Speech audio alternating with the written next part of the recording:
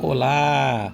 Vamos hoje iniciar o nosso A Cabalá do Propósito. O nosso estudo de hoje diz respeito àquelas metas, aqueles projetos de vida que dizem respeito às realizações verdadeiras do nosso ser.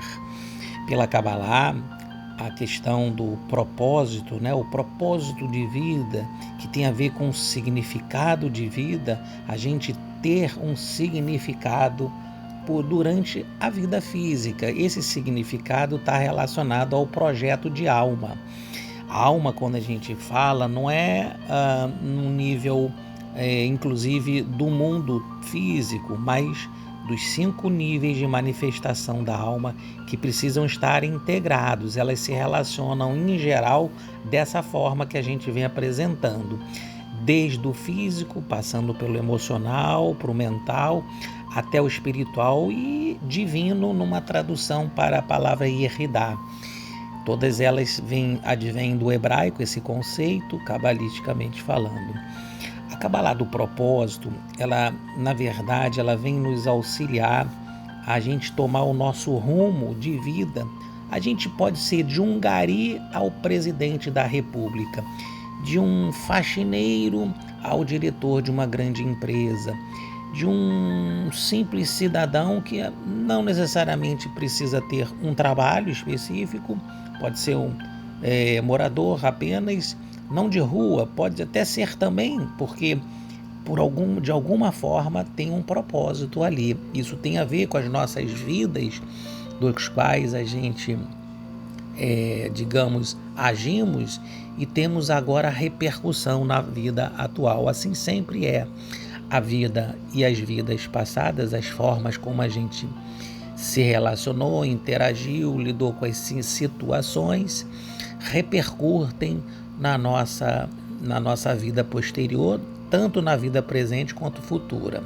O posterior pode ser também instantâneo, uma pessoa que reage a uma agressão, na mesma hora é agredida, se mesmo numa luta, Então é instantânea. Ou mais para frente, quando a gente abre uma palavra de mau gosto, expressa-se mal, tem alguma forma de apresentação rude, vai repercutir em alguém, num coração alheio, que de alguma forma pode não gostar, receber como algo ruim, ficar magoado, ressentido e lá na frente também repercutir. Isso é o que mais acontece, o que mais a gente precisa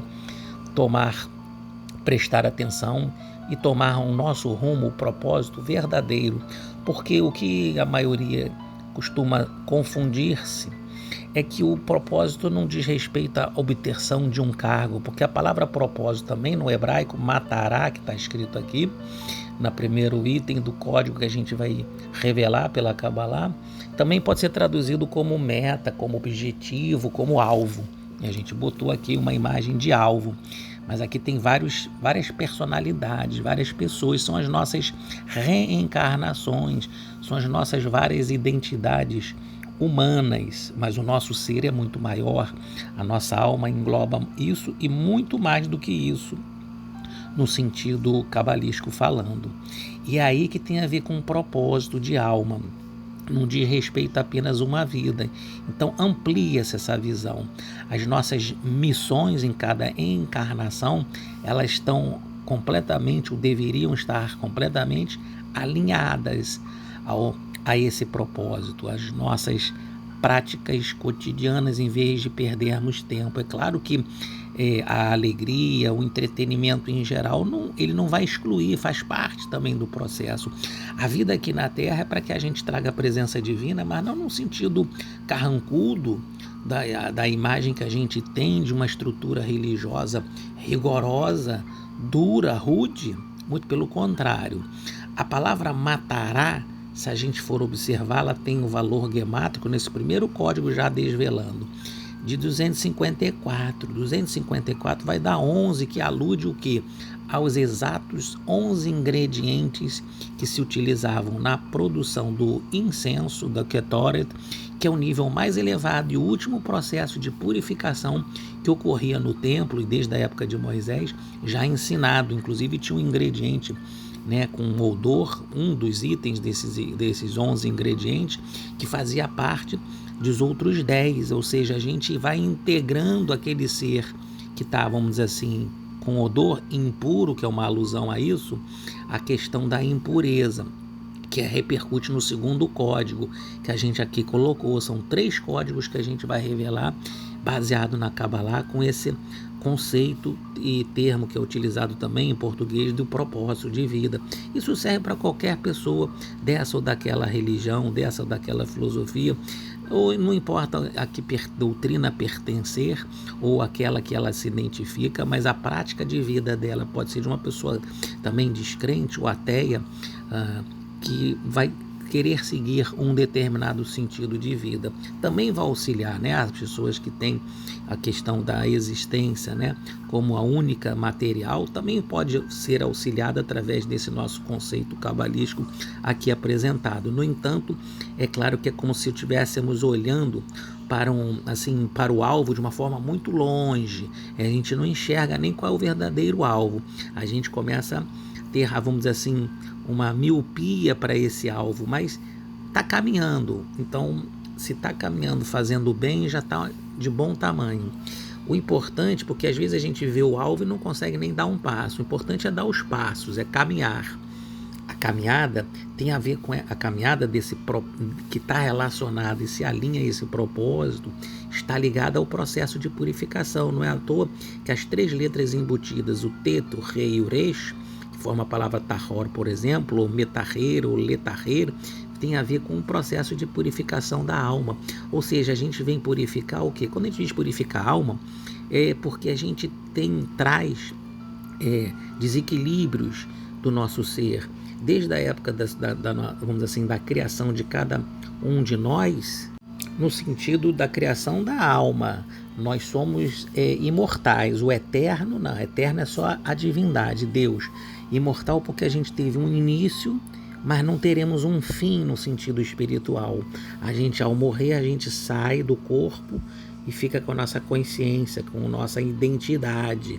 Mas essa identidade, ela engloba as várias identidades humanas que já tivemos. Então, esse processo de purificação tem a ver com o quê? Com as qualificações, com as qualidades, com as midot que existem em cada dimensão, em cada sefirá na árvore da vida, que vai nos refinando como ser até a gente atingir a coroação divina, quando a gente se planifica.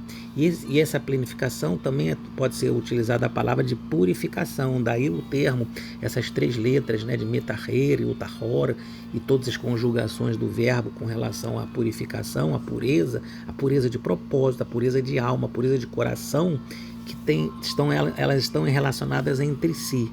E agora para o terceiro e último código, que é a beleza de que todo o propósito tem a ver com esse processo.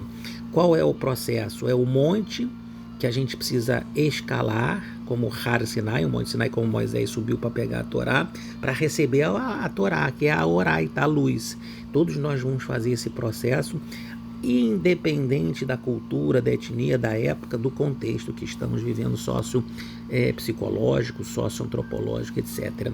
Aqui vem o outro tranchão da Kabbalah, terceiro código, a Har, Rei, Reis, Har, monte, e a letra Tet com Mem dá 49, que dá 13 na Gemátria, na numerologia cabalística, que é uma alusão direta aos 13 atributos da misericórdia. A gente vai escalando esse monte na consciência de nós mesmos, com relação a esse propósito, para atingir o alvo final, que é a pureza, que é o puro, é o estado de espírito puro, de ser puro, no sentido mais amplo e profundo dessa palavra, como ser santo, né? Seres santos como eu sou o santo, Kadosh, também está relacionado a essa pureza. É quando a gente aplica atributos da misericórdia, quando a gente ativa esse amor divino em nós, a gente escala essa montanha e recebe a luz divina em dentro de nós mesmos e nos felicitando. Esse é o propósito. A gente pode ser esse, aquele cargo, exercer aquele cargo ou função e atividade profissional, ou mesmo no âmbito familiar, social, etc., ou religioso, etc.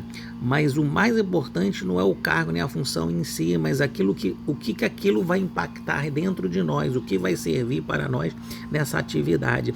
A gente está aprendendo a ser humilde, aprendendo a ser mais compreensivo, a ser mais amoroso, a ser mais tolerante, a ser mais equilibrado, ou está acontecendo o inverso? Senão a gente está fora de propósito, fora dessa linha, desse projeto de vida e de alma.